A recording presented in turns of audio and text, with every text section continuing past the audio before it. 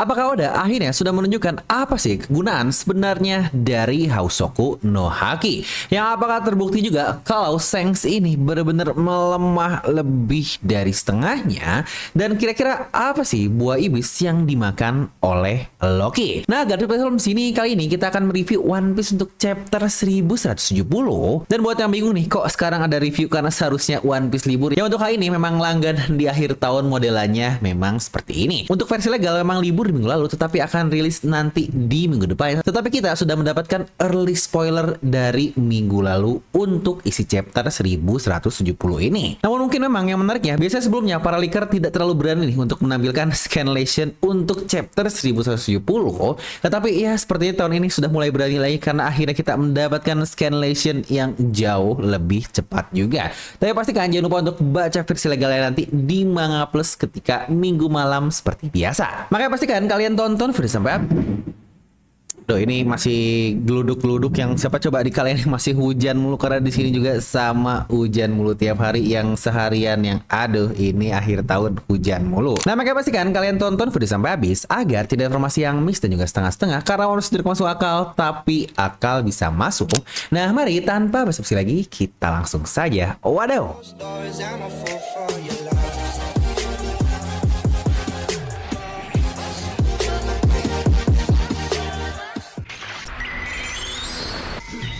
Dan dimana judul untuk chapter kali ini adalah kontradiksi dengan cover request, dimana kita melihat Jinbei yang menyediakan bento nih kepada kru-kru dari topi jerami yang semuanya dalam bentukan chibi yang lucu sekali.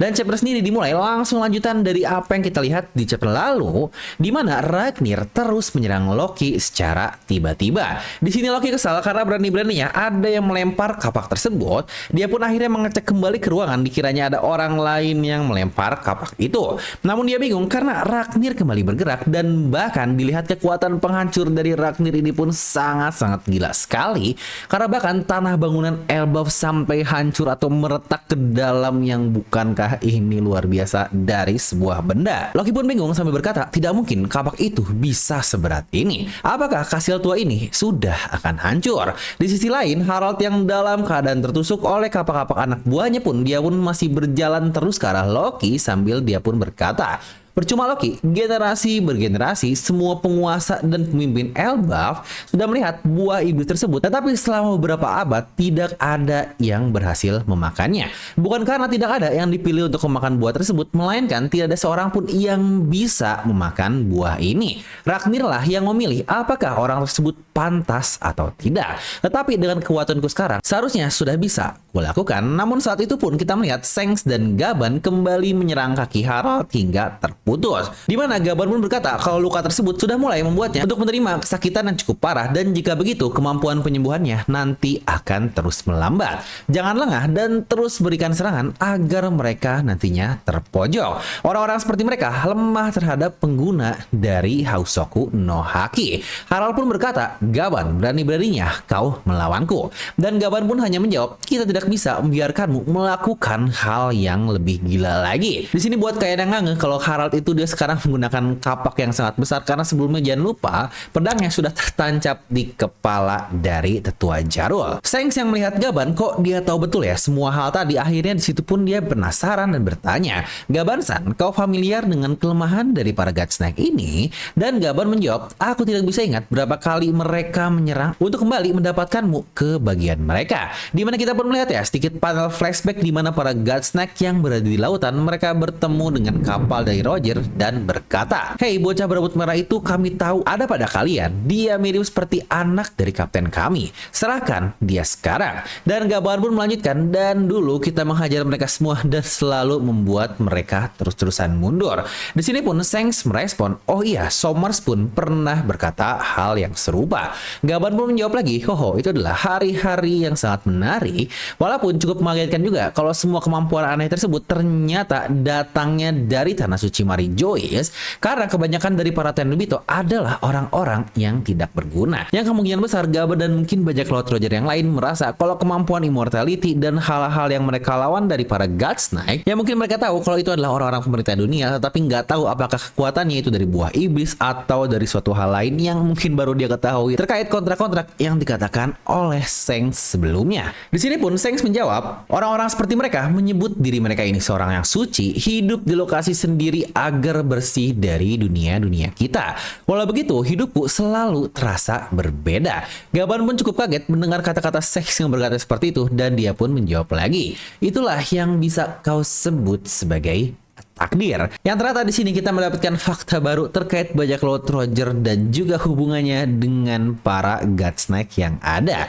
Yang ternyata mereka selama ini tidak diam saja melihat Shanks yang ada di kapal Roger, melainkan mereka sadar betul kalau Shanks adalah anak dari V. Garland, kapten mereka sejak dulu, yang sejatinya bukankah kita tahu juga di insiden God Valley kalau Garling memang sudah menjadi seorang kapten, dan gak aneh kalau dia memerintah anak buahnya untuk mencari anaknya. Dan momen kebingungan kita juga nih terkait kok Summer sangat familiar ya dengan Gaban ketika kita melihatnya di Pulau Elbaf, yang seakan-akan mereka pernah bertemu, padahal jika kita melihat di insiden God Valley, tidak ada di antara keduanya saling beririsan antara Gaban dan juga antara Sommers. Yang kita masih bingung di mana mereka bertemu dan melawan satu sama lain, yang ternyata para Gods Knight berkali-kali sudah mencoba ke bajak laut dari Roger. Yang dari sini pun berarti Gaban dan seluruh bajak laut Roger yang lain, mereka tahu ya cara untuk menghajar para Gods Knight ini, yang dari sini pun seharusnya semakin jelas masalah gap kekuatan kalau para Gods Knight itu memang cuma kuat karena memiliki kemampuan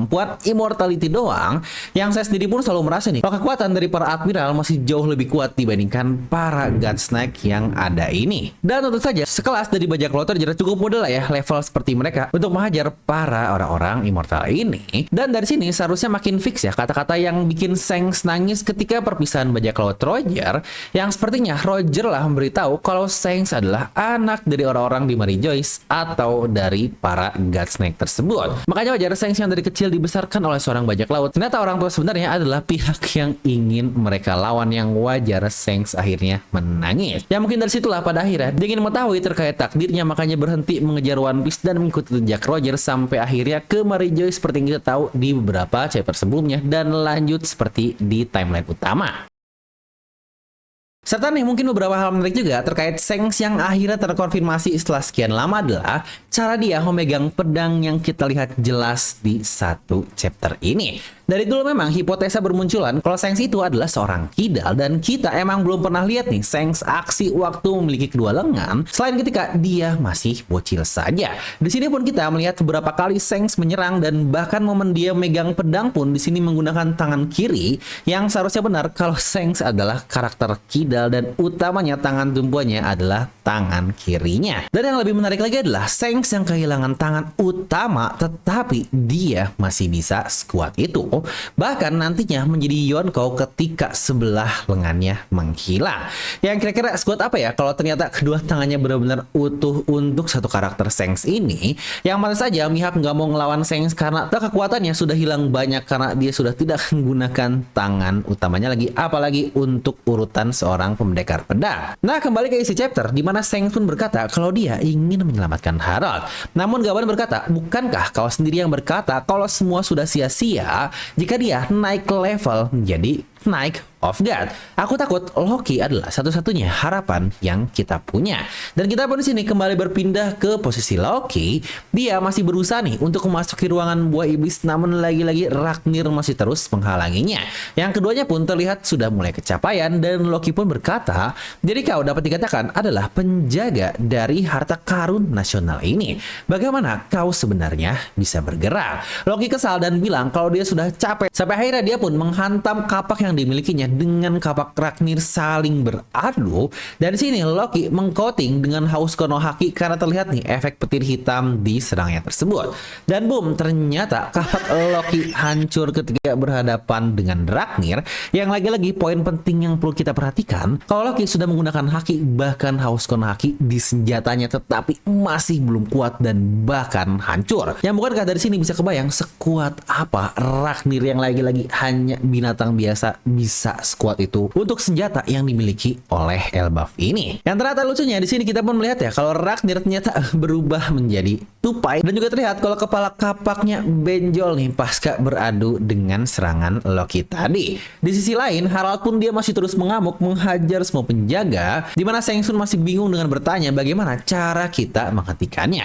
Gaban juga bingung karena katanya kalau dia belum pernah berhadapan dengan mereka-mereka yang pengguna Housoku no Haki sebelumnya. Yang berarti dari sini cukup terkonfirmasi ya kalau banyak dari pihak Godsnack yang tidak memiliki Housoku no Haki. Belum bertemu saya dengan Gaban karena mungkin untuk para top dari Godsnack doang yang memang memiliki Housoku no Haki ini. Hal ini sebenarnya cukup menjawab ya kenapa butuh Garp dan Roger untuk menghentikan Rox yang berada di Domireversi. Mungkin kalau tanpa Housoku no Haki akan cukup mudah nih untuk menghajar para Domireversi tersebut, tetapi kalau mereka memiliki Housoku no Haki, apalagi sangat-sangat kuat untuk sekelas karakter Rox di Shebek ini, mereka harus bisa melampaui kasarnya Housoku yang dimiliki oleh lawannya tersebut. Ya ibaratnya Housoku no Haki Gaban dan Shanks tidak cukup kuat untuk melampaui Housoku no Haki yang dimiliki oleh Harald tersebut, makanya serangannya pun pada akhirnya tidak terlalu mempan. Yang lagi-lagi bukankah kompleks kali ini kita permasalahan Haki dan sekarang sudah masuk utamanya ke bagian Housoku no Haki. Yang seharusnya dari sini semakin terkonfirmasi ya kalau hal unik dari Housoku no Haki memang cukup spesial untuk menangkap kemampuan iblis sesungguhnya yang ada, dimana untuk Haki biasa memang bisa menetralkan buah iblis ya seperti yang kita lihat lah sepanjang serial One Piece berjalan, karena bahkan Housoku no Haki biasa saja sudah bisa melukai para pengguna buah iblis. Tetapi untuk iblis yang sebenarnya kekuatannya sepertinya memang hanya membutuhkan Housoku no Haki saja. Ya mungkin itu juga alasan kenapa pengguna Housoku no Haki di One Piece memang tidak terlalu banyak. Dan kalau kita ingat juga momen Sanji bertanya kepada Gaban terkait Housoku no Haki, ya sepertinya itu bisa menjadi satu foreshadow kalau apakah Sanji juga nanti akan membangkitkan Housoku no Haki agar bisa melawan para Godsnack. Dan mungkin ini juga akan menjawab juga kenapa Shanks memiliki Housoku no Haki yang sangat-sangat kuat sekali, yang mungkin terkuat di seantero One Piece, karena memang dia sudah tahu cara untuk mengalahkan para iblis-iblis tertinggi adalah harus memiliki kekuatan Housoku no Haki yang sangat-sangat gila ini. Nah di sini pun kita melihat Tetua Jarul yang sekarat, dia pun akhirnya memerintah para penjaga untuk menghentikan Harald dan jangan sampai dia mendapat buah iblis tersebut. Ya pembantaian pun masih terus berlanjut, di mana para penjaga pun rata semua nih akibat serangan-serangan dari Harald. Yang bukankah ini sangat gila sekali seberapa kuat satu karakter Harald, yang wajar banget kan kalau dia sebelumnya disebut sebagai The Great Warrior karena ya memang sekuat itu. Di sisi lain Loki yang sudah diterima oleh Ragnir yang sudah berubah menjadi full tupai nih yang lucu banget, akhirnya memakan buah iblis tersebut dan dia pun mulai berubah. Ya ternyata buah iblis harta karun ini bukanlah buah iblis Luffy yang timeline alternatifnya pernah kita bahas, yang itu pun sangat-sangat menarik jika memang iya. Tetapi masuk akal juga ya seperti yang saya baca di kolom komentar oleh para nakama di video lalu, kalau Loki fix makan buah iblis karena ketika di Underworld kita melihat kan bagaimana dia diikat dengan batu Kairoseki yang sudah pasti dia pemakan buah iblis. Dan ala Oda seperti biasa lah ya kalau masih dalam bentukan siluet untuk perubahan dari Loki, yang untuk hal ini pun nanti akan coba kita bahas lanjut di bagian analisis. Dan buat yang bingung kenapa masih siluet, yang wajar lah karena pasti Oda akan menunjukkannya nanti ketika di cerita utamanya, yang mungkin ketika melawan Imu di atas sekarang di timeline utama dari One Piece. Dimana di sini terdengar ya raungan dari Loki dan si Ragnir tupai yang kelihatan happy banget nih setelah Loki makan buah iblis itu. Yang di sini kita diperlihatkan double panel yang super cepat singkat yang ala Oda banget lah, dimana Harald yang masih membanting para penjaga dan melihat Loki sambil berkata, "Jadi kau berhasil memakannya, Loki. Tunjukkan kemampuan legendaris yang dimiliki buah tersebut." Namun di sini Loki menghajar habis-habisan ayahnya sampai terlihat ya dimana bekas luka dari Harald berbentuk seperti cakaran, dan Loki pun terus menghajarnya dengan panel penutup di mana siluet Loki dia memegang kepala Harald dengan bentukan monster dari buah iblis ya, dengan tanduk yang sejujurnya ini sangat-sangat mengerikan sekali. Di situ pun Loki kembali berubah nih ke wujud manusianya dengan Ragnir yang dia bawa, dan momen ketika Loki menghajar ayahnya dengan Ragnir, di situ pun Harald sudah sadar dan akhirnya dia berkata, Aku tahu Loki, kau memiliki darah penguasa di tubuhmu. Loki hanya berkata, hei, jika kau kembali ke kesadaranmu pada saat ini, maka, dan sebelum Loki melanjutkannya, Harald pun memotong kata-kata Loki sambil bilang, ini tidak akan lama, jangan sampai kau lengah. Lihat sekelilingmu, aku bahkan sudah tidak bisa diselamatkan lagi. Gimana keren banget ya, dua orang ini, dua raksasa yang sangat-sangat besar, mereka berdiri dengan setara. Yang, wah ini ukurannya sebesar Owars ya, bukan manusia biasa, tetapi sangat-sangat besar sekali. Loki pun menjawab, tapi kau hanya dikontrolkan, dan Harald pun menjawab lagi, kurang tepat sih, ini lebih ke arah kemampuan tersebut bisa mempengaruhi pikiranku. Aku mulai merasa diriku adalah seorang dewa. Yang sebenarnya hal ini pun sudah pernah kita bahas di beberapa chapter dan beberapa review di video-video sebelumnya. Kalau memang orang-orang yang diubah oleh Imu, mereka benar-benar memiliki ingatan atau semua kontrol dari dirinya tersebut ya, seperti bagaimana Dory dan Broggy juga yang masih sadar dengan nakama-nakamanya. Yang berubah hanyalah seperti mindsetnya doang yang di flip lah oleh Imu. Yang kata-katanya sebenarnya sangat pas banget seperti kata-kata Harald. Kalau mereka bisa mempengaruhi pikirannya secara langsung seperti itu yang, wah ini kekuatan yang sangat luar biasa. Di sini pun Harald berkata, kau memiliki apa yang dibutuhkan untuk memimpin negeri Elbaf. Cobalah untuk berlaku baik bersama kakakmu. Dan Loki pun jawab, kau adalah yang terburuk. Kau tahu itu kan, menyuruh anakmu sendiri untuk membunuhmu. Ayah seperti apa yang melakukan hal tersebut? Dan Harald pun dia berkata lagi, oh ya, saya hampir lupa bilang, aku sangat berterima kasih atas apa yang kau lakukan tentang Ida. Membakar habis desa alkohol tentu saja tidak membuatnya merasa lebih baik. Namun, aku sangat tersentuh bagaimana kau sangat menyayanginya. Di sini pun kita melihat ya bagaimana Shanks dan Tetua Jarul hanya bisa menunduk nih melihat hal tersebut walau untuk Gaban tidak terlihat ada di mana. Dan di momen tersebut pun kontrak dari tubuh Harald sepertinya bangkit lagi dan dia pun berkata, cepat, ini sudah mulai mengontrolku lagi. Loki pun siap menghantam petir tersebut kepada Harald sambil dia pun berkata, aku tidak akan pernah memaafkanmu karena selalu menyuruhku melakukan hal-hal kotor di negeri ini.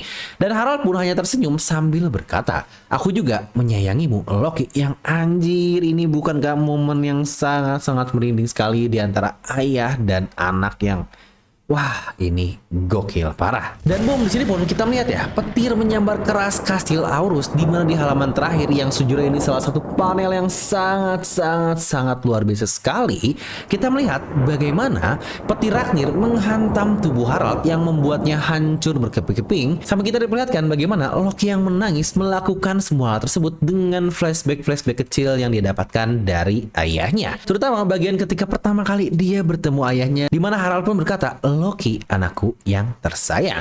Ya benar, memang walaupun dia terlahir dari ibu sialan nih yang tidak menganggapnya, namun Harald selalu menyayanginya bagaimanapun keadaan Loki. Walau memang sih kasih sayangnya mungkin kurang karena ya balik lagi, Harald sebagai seorang ayah, dia melakukan pekerjaannya juga sebagai seorang raja, dan untungnya dia tetap mendapatkan kasih sayang tersebut dari ibu kakaknya yaitu Ida. Ya walau Loki seperti yang kita lihat ya, dia pasti selalu menyembunyikan kalau dia ini adalah seseorang yang sangat baik, apalagi dia juga tidak mau terlihat baik di mata orang lain. Tetapi bagian merindingnya adalah ternyata Harald mengetahui semua hal tersebut sebagai seorang ayah yang akhirnya dia sampaikan langsung kepada Loki yang, wah ini bener-bener definisi merinding banget. Yang waktu baca awal juga yang, wah ini netesin air mata sih. Yang gak kebayang sih bagaimana posisi Loki yang langsung mendengar hal tersebut di mana ayahnya bener-bener tahu apa yang dirasain oleh anaknya yaitu Loki. Wah, King Harald sangat luar biasa. Yang, wah gila sih, ini salah satu chapter yang lagi cukup luar biasa dari Oda. Yang emang sih Oda sangat-sangat tidak pernah gagal membuat suatu flashback dari karakter baik, bahkan karakter villain pun dia bikin masih sangat-sangat OP sekali. Dimana walaupun dari momen Rox yang sangat-sangat luar biasa dan kita pun berlanjut lagi nih ke momen Harald si Raja Naik, tetapi tetap Oda pun membantu kita memberikan good impression kepada satu karakter Harald ini. Ya apalagi kata-kata terakhirnya sebagai seorang ayah. Ya benar, walau mungkin dari sisi Raja bisa dikatakan dia ini cukup gagal lah karena kenaifannya, lalu juga sebagai seorang suami yang juga tidak bisa terus bersama dengan istrinya, tetapi dia masih berusaha untuk menjadi seorang ayah yang baik untuk anak-anaknya. Yang wah gila cuy, dalam banget bagian di chapter ini. Impiannya sangat-sangat mulia sekali sebenarnya untuk King Harald tersebut. Maka di akhir chapter juga, bukankah kita melihatkan kata-kata dia kepada Loki sebelumnya? Hal yang penting sekarang adalah menyelamatkan masa depan Elbaf sambil diperlihatkan anak-anak Elbaf di bagian panel yang udah bikin. Karena bukankah sudah pasti anak-anak tersebutlah yang akan bertumbuh besar dan menjadi generasi selanjutnya. Ya memang pemimpin yang baik bukanlah yang hanya fokus untuk dirinya sendiri doang, tetapi fokus ke masa depan untuk bawahan, anak, cucu, dan seterusnya. Itulah yang seharusnya terdapat di pikiran Harald. Walau dia lagi-lagi cukup kekeh doang lah. Harald sudah mendapatkan banyak clue dari baksatnya pemerintah dunia yang ada, tetapi dia masih cukup kekeh untuk bisa berada dari pihak pemerintah dunia ini. Dan cocok juga dengan kata-kata Loki di sini yang kenapa dia sangat kesal sekali, karena dia membiarkan Loki lah yang pada akhirnya harus melakukan semua hal kotor tersebut di negeri Elbaf. Yang jujur sih, kata-kata dari Loki ini sangat-sangat menarik sekali, karena bukankah pasti kalian juga akan berpikir kalau Loki akan menjadi Itachi-nya dari negeri Elbaf ini.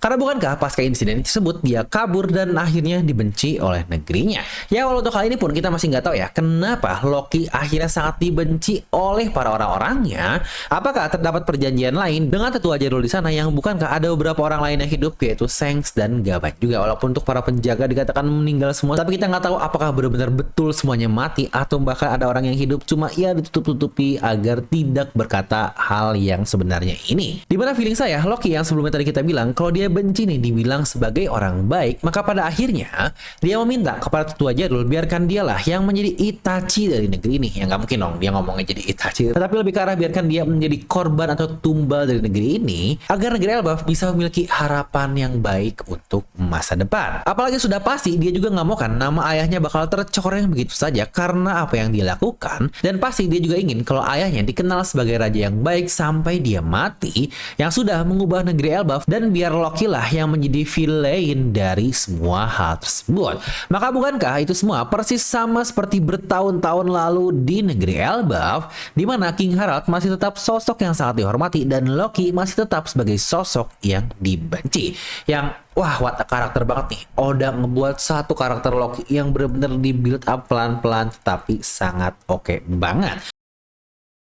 Yang sebenarnya karakter Loki ini hitungannya dia masih bocah yang secara usia ya mungkin seharusnya seumuran dengan Luffy yang sifatnya juga bahkan terhitung cukup mirip. Tetapi baik lagi dengan usia semuda itu dia sudah menerima beban yang seberat itu. Ya benar-benar definisi kayak Itachi.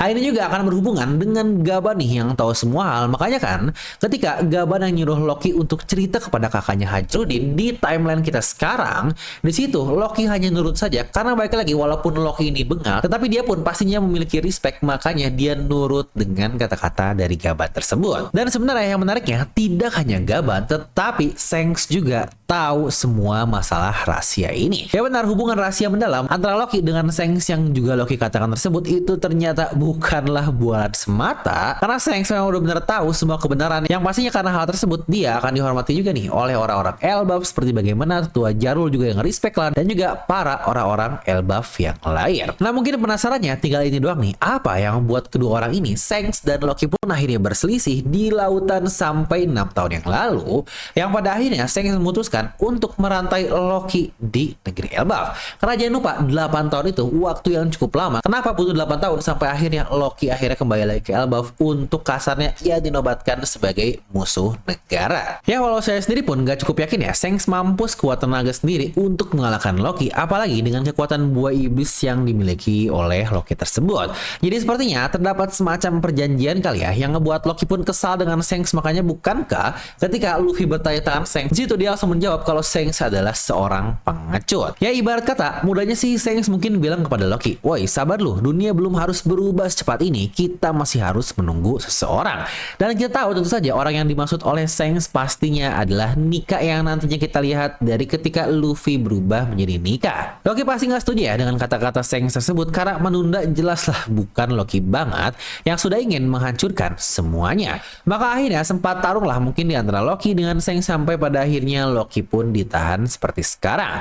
Ini juga menjawab kenapa Shang sering menemui Loki di Underworld yang bahkan dikatakan dia pun memingsankan orang-orang lain yang pastinya untuk menutupi pembicaraan rahasia di antara Loki dan Shang ini yang sepertinya mereka pasti saling tahu satu sama lain, yang bukankah semakin menarik sekali hubungan yang ada di antara orang-orang ini. Dan kalau kita nyambung lagi nih ke bagian Loki yang menjadi Itachi, maka saya ada kemungkinan juga kalau dia bukan menjadi Itachi tetapi menjadi Sasuke atau mungkin Sasuke. Tentu saja Hajrudin kakaknya yang emang awal mula Hajrudin pun muncul juga impiannya untuk menjadi raja dari semua raksasa ketika awal kita melihat Hajrudin, yaitu bukan menjadi King of Elbaf tetapi King of All Giant, yang bukankah sangat menarik sekali kata-kata dari Hajrudin. Ya tentu saja kita tahu alasannya setelah melihat bagaimana ibunya yang didiskriminasi oleh orang-orang di rakyat Elbaf tersebut. Dimana Hajrudin lah yang akan menjadi raja yang kasarnya akan menyatukan semua orang atau One Piece semua para raksasa di seluruh dunia, sedangkan adiknya Loki yang mungkin lebih ke arah free soul, dialah yang akan berada di balik bayangan tersebut dan mungkin lebih cocok juga kalau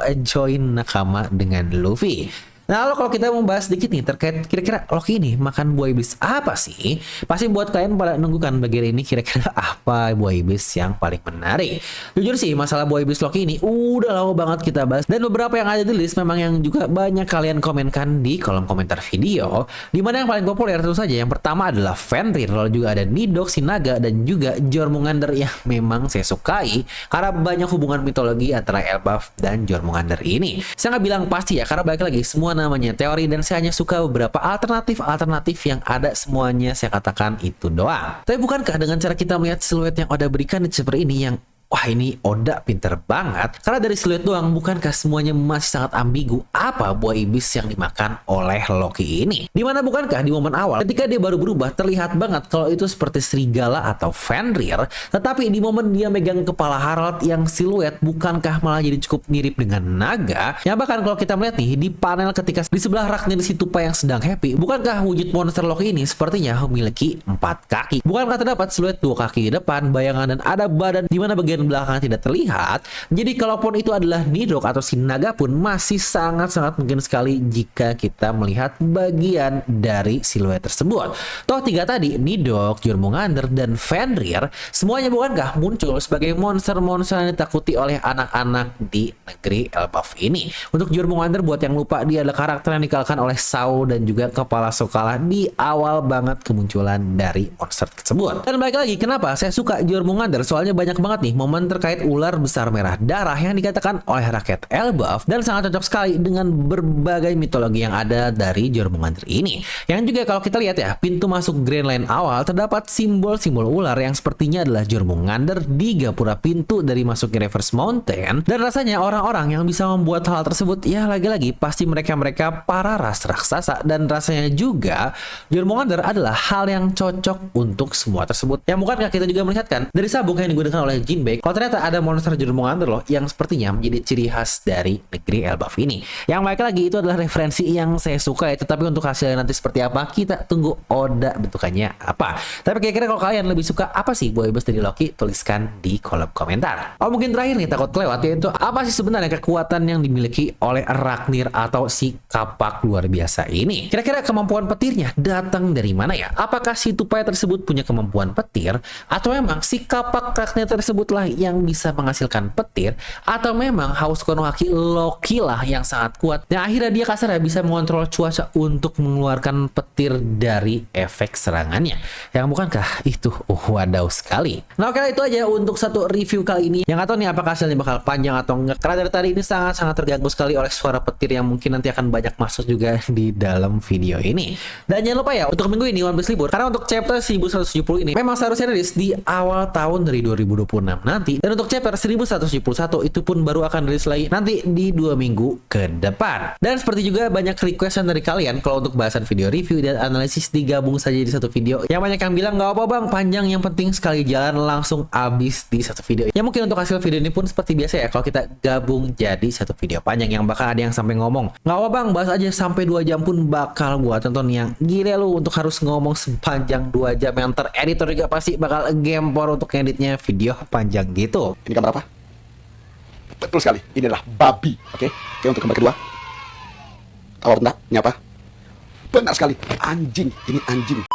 Tapi lagi-lagi makasih banget nih buat kalian-kalian yang udah ngasih feedback dan terus support channel The Filmami, terutama untuk tahun 2025 ini. Gimana menurut kalian tahun 2025 yang sepertinya banyak sekali perpisahan dan hal-hal macam luar biasa yang terjadi di tahun ini. Yang sepertinya di tahun 2025 juga untuk channel The Filmami ini kita sudah full facecam ya di 1 tahun ini. Tapi baik lagi, selamat Natal nih buat kalian semua. Selamat Natal dan tahun baru. Dan semoga tahun 2026 selalu menjadi lebih baik dan lebih baik lagi untuk pribadi kita ke depannya.